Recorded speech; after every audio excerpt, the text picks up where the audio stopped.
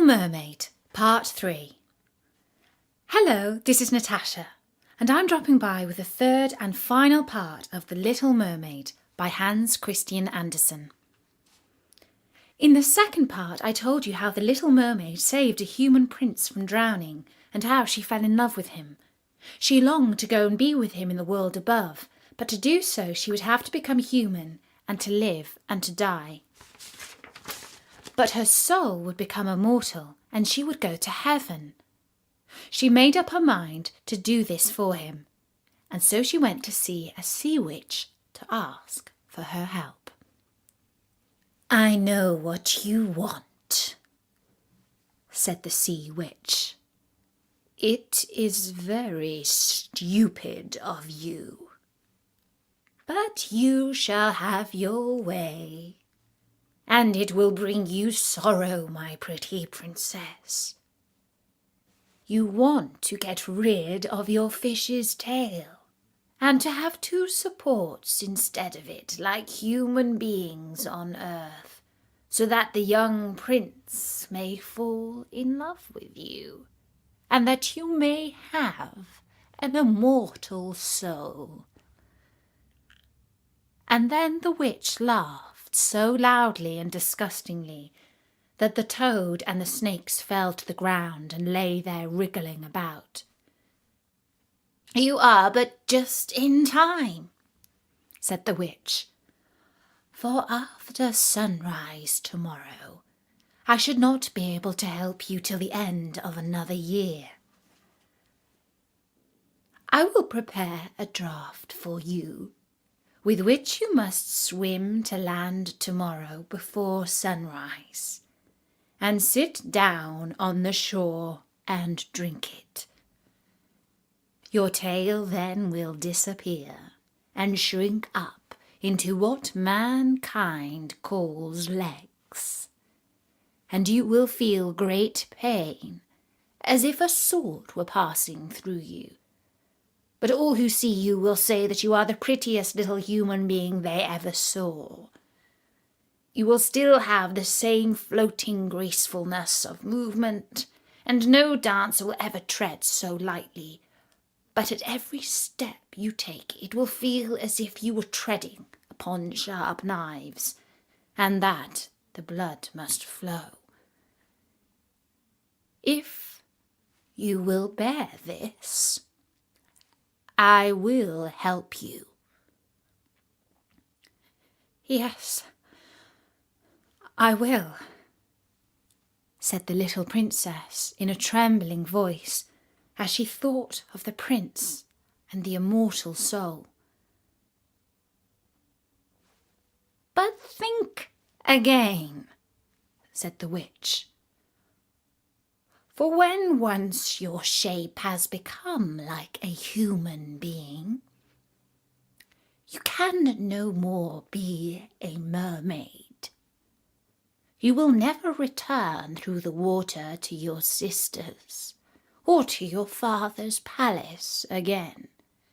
And if you do not win the love of the prince, so that he is willing to forget his father and mother for your sake, and to love with you with his whole soul, and allow the priest to join your hands that you may be man and wife, then you will never have an immortal soul. The first morning after he marries another, your heart will break, and you will become foam on the crest of the waves." "I will do it," said the little mermaid, and she became pale as death. "But I must be paid also," said the witch, "and it is not a trifle I ask. You have the sweetest voice of any who dwell here in the depths of the sea, and you believe that you will be able to charm the prince with it also. But this voice you must give to me, The best thing you possess will I have for the price of my draught. My own blood must be mixed with it, that it may be as sharp as a two-edged sword. But if you take away my voice, said the little mermaid, what is left for me? Your beautiful form, your graceful walk, and your expressive eyes. Surely with these you can enchain a man's heart. Well, have you lost your courage? Put out your little tongue that I may cut it off as payment. Then you shall have the powerful draught. It shall be, said the little mermaid.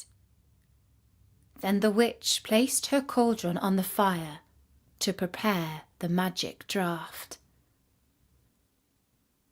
Cleanliness is a good thing, said she, scouring the vessels with snakes, which she had tied together in a large knot. Then she pricked herself in the breast and let the black blood drop into it. The steam that rose formed itself into such horrible shapes that no one could look at them without fear. Every moment the witch threw something else into the vessel, and when it began to boil, the sound was like the weeping of a crocodile. When at last the magic draught was ready, it looked like the clearest water. There it is for you, said the witch. Then she cut off the mermaid's tongue so that she became dumb and would never again speak or sing. If the polypi should seize hold of you as you return through the wood, said the witch, throw over them a few drops of the potion and their fingers will turn into 1,000 pieces. But the little mermaid had no occasion to do this, for the polypi sprang back in terror when they caught sight of the glittering draught, which shone in her hand like a twinkling star.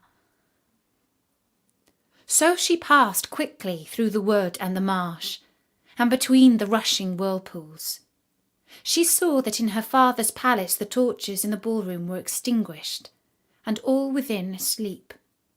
But she did not venture to go into them, for now she was dumb and going to leave them forever. She felt as if her heart would break. She stole into the garden and took a flower from the flower beds of each of her sisters, kissed her hand 1,000 times towards the palace, and then rose up through the dark blue waters. The sun had not risen when she came in sight of the prince's palace and approached the beautiful marble steps, but the moon shone clear and bright. Then the little mermaid drank the magic draught and lay like one dead. When the sun rose and shone over the sea, she recovered and felt a sharp pain. But just before her stood the handsome young prince. He fixed his coal-black eyes upon her so earnestly that she cast down her own, and then became aware that her fish tail was gone, and that she had as pretty a pair of white legs and tiny feet as any little maiden could have. But she had no clothes, so she wrapped herself in her long, thick hair. The prince asked her who she was and where she came from, and she looked at him mildly and sorrowfully with her deep blue eyes, but she could not speak. Every step she took was as the witch had said it would be. She felt as if treading upon the points of needles or sharp knives, but she bore it willingly and stepped as lightly by the prince's side as a soap bubble, so that he and all who saw her wondered at her graceful swaying movements. She was very soon arrayed in costly robes of silk and muslin, and was the most beautiful creature in the palace. But she was dumb, and could neither speak nor sing. Beautiful female slaves dressed in silk and gold stepped forward and sang before the prince and his royal parents. One sang better than all the others, and the prince clapped his hands and smiled at her. This was great sorrow to the little mermaid. She knew how much more sweetly she herself could sing once, and she thought, "Oh, if he could only know that! I have given away my voice forever to be with him." The slaves next performed some pretty fairy-like dances to the sound of beautiful music. Then the little mermaid raised her lovely white arms, stood on the tips of her toes, and glided over the floor, and danced as no one yet had been able to dance. At each moment her beauty became more revealed, and her expressive eyes appealed more directly to the heart than the songs of the slaves. Everyone was enchanted, especially the prince, who called her his little foundling, and she danced again quite readily to please him, though each time her foot touched the floor it seemed as if she trod on sharp knives. The prince said she would remain with him always, and she received permission to sleep at his door on a velvet cushion. He had a page's dress made for her, that she might accompany him on horseback. They rode together through the sweet-scented woods, where the green boughs touched their shoulders, and the little birds sang among the fresh leaves. She climbed with the prince to the top of high mountains, and although her tender feet bled so that even her steps were marked,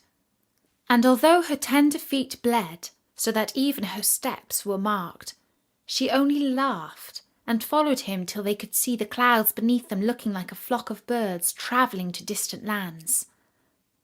While at the prince's palace, and when all the household were asleep, she would go and sit on the broad marble steps, for it eased her burning feet to bathe them in the cold sea water. And then she thought of all those below in the deep. Once, during the night, her sisters came up arm in arm, singing sorrowfully as they floated on the water. She beckoned to them, and then they recognized her and told her how she had grieved them. After that they came to the same place every night, and once she saw in the distance her old grandmother, who had not been to the surface of the sea for many years, and the old sea king, her father, with his crown on his head. They stretched out their hands towards her, but they did not venture so near the land as her sisters did. As the days passed, she loved the prince more fondly, and he loved her as he would love a little child. But it never came into his head to make her his wife. Yet unless he married her, she could not receive an immortal soul.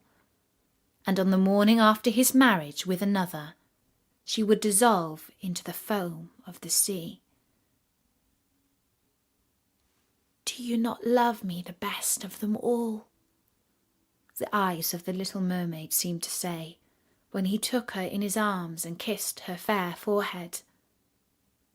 "Yes, you are dear to me," said the prince, "for you have the best heart, and you are the most devoted to me.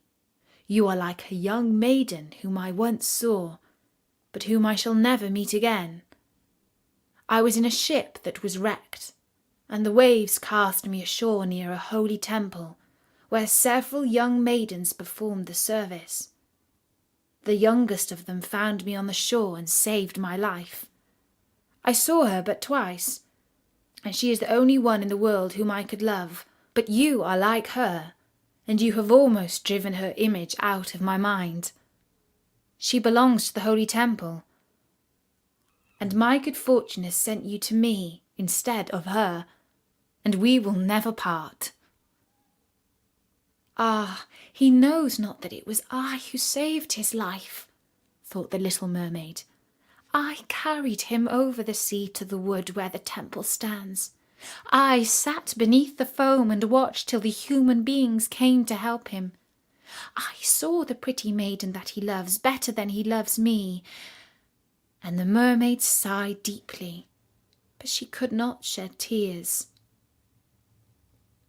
"He says the maiden belongs to the holy temple. Therefore she will never return to the world.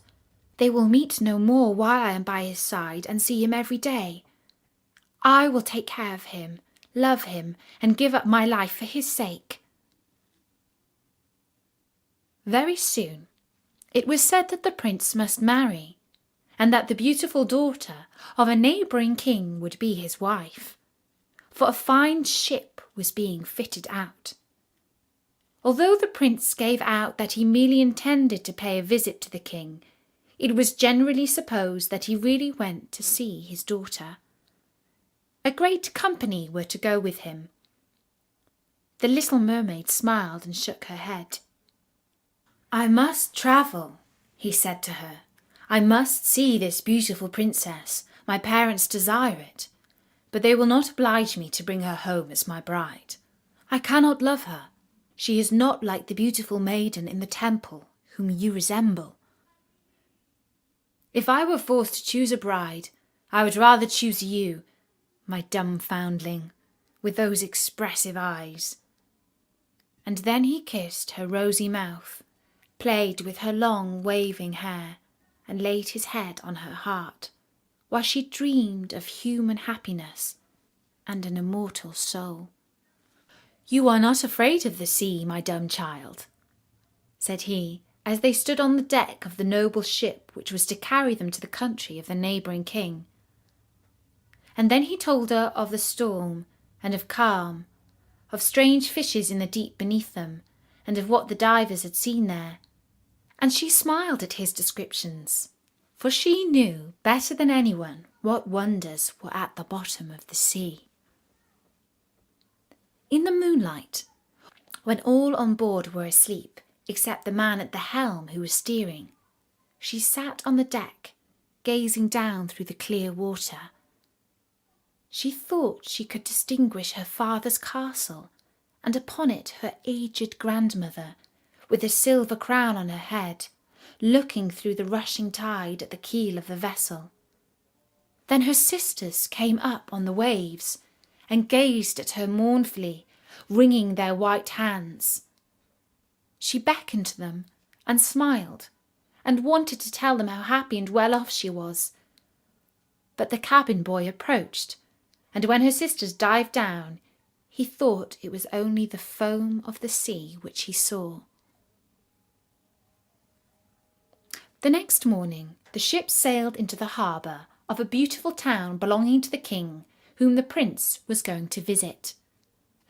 The church bells were ringing, and from the high tower sounded a flourish of trumpets, and soldiers, with flying colours and glittering bayonets, lined the rocks through which they passed. Every day was a festival. Balls and entertainments followed one another. But the princess had not appeared yet. People said that she was being brought up and educated in a religious house, where she was learning every royal virtue. At last she came. Then the little mermaid, who was very anxious to see whether she was really beautiful, was obliged to acknowledge that she had never seen a more perfect vision of beauty. Her skin was delicately fair, and beneath her long dark eyelashes her laughing blue eyes shone with truth and purity. "It was you," said the prince, "who saved my life when I lay dead on the beach." And he folded his blushing bride in his arms. "Oh, I am too happy," said he to the little mermaid. "My fondest hopes are all fulfilled. You will rejoice at my happiness, for your devotion to me is great and sincere." The little mermaid kissed his hand, and felt as if her heart were already broken. His wedding morning would bring death to her, and she would change into the foam of the sea. All the church bells rung, and the heralds rode about the town proclaiming the betrothal. Perfumed oil was burning in costly silver lamps on every altar. The priests waved the censers, while the bride and bridegroom joined their hands and received the blessing of the bishop. The little mermaid, dressed in silk and gold, held up the bride's train, but her ears heard nothing of the festive music, and her eyes saw not the holy ceremony. She thought of the night of death which was coming to her, and of all she had lost in the world. On the same evening the bride and bridegroom went on board ship. Cannons were roaring, flags waving, and in the centre of the ship a costly tent of purple and gold had been erected. It contained elegant couches for the reception of the bridal pair during the night. The ship, with swelling sails and a favourable wind, glided away smoothly and lightly over the calm sea. When it grew dark, a number of coloured lamps were lit, and the sailors danced merrily on the deck. The little mermaid could not help thinking of her first rising out of the sea, when she had seen similar festivities and joys. And she joined in the dance, poised herself in the air as a swallow when he pursues his prey, and all present cheered her with wonder. She had never danced so elegantly before. Her tender feet felt as if cut with sharp knives, but she cared not for it. A sharper pang had pierced through her heart. She knew this was the last evening she should ever see the prince, for whom she had forsaken her kindred and her home. She had given up her beautiful voice and suffered unheard of pain daily for him while he knew nothing of it. This was the last evening that she would breathe the same air with him, or gaze on the starry sky and the deep sea. An eternal night without a thought or a dream awaited her. She had no soul, and now she could never win one. All was joy and gaiety on board ship, till long after midnight. She laughed and danced with the rest, while the thoughts of death were in her head. The prince kissed his beautiful bride, while she played with his raven hair, till they went arm in arm to rest in the splendid tent. They all became still on board the ship. The helmsman, alone awake, stood at the helm.